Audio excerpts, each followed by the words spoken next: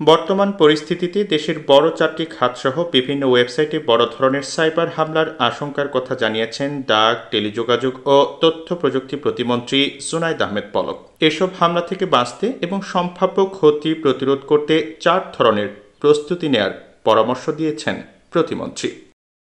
মঙ্গলবার রাজধানীর আগারগাঁওয়ের আইসিটি টাওয়ারের সমসাময়িক পরিস্থিতিতে সাইবার নিরাপত্তায় করণীয় সংক্রান্ত মতবিনিময় সভা শেষে সংবাদ সম্মেলনে প্রতিমন্ত্রী এসব পরামর্শ তুলে ধরেন। আমরা 3 ধরনের প্রস্তুতি নেওয়ার কথা বলেছি। একটা হচ্ছে প্রতিরোধমূলক ব্যবস্থা, আর একটা হচ্ছে যখন আক্রমণটা হয় তখন তাৎক্ষণিক যে প্রতিক্রিয়া এবং করণীয় সম্পর্কে আমাদের যে সমন্বয়, এবং তৃতীয়ত হচ্ছে যে ঘটনা ঘটার পরের সেগুলো তথ্য উপাত্ত সংগ্রহ এবং পোস্ট ইনসিডেন্ট অ্যাক্টিভিটিস। সো একটা হচ্ছে প্রিভেন্টিভ মেজার, আর একটা হচ্ছে ইনসিডেন্ট রেসপন্স, আর একটা হচ্ছে post incident response and activities. এই 3টা ভাবে আমরা আমাদের এই কর্মকাণ্ডগুলো আমরা করব।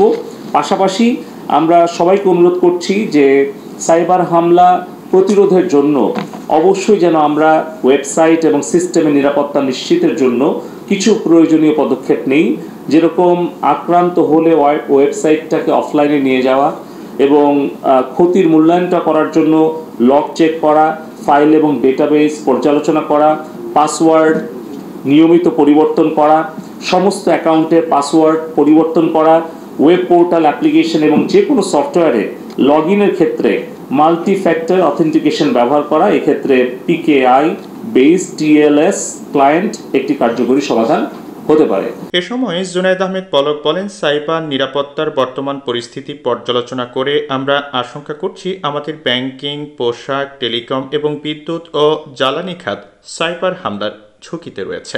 আজকে আমরা সাইবার সিকিউরিটি বর্তমান পরিস্থিতি পর্যালোচনা করে আমাদের সাইবার হামলা হওয়ার যে আশঙ্কা আমরা করছি, কারণ আমাদের বিশেষ করে আমাদের ব্যাংকিং সেক্টর, পোশাক শিল্প, টেলিকম সেক্টর এবং আমাদের বিদ্যুৎ জ্বালানি, এই খাতগুলোতে আমাদের আশঙ্কা যে বড় ধরনের সাইবার হামলা হতে পারে।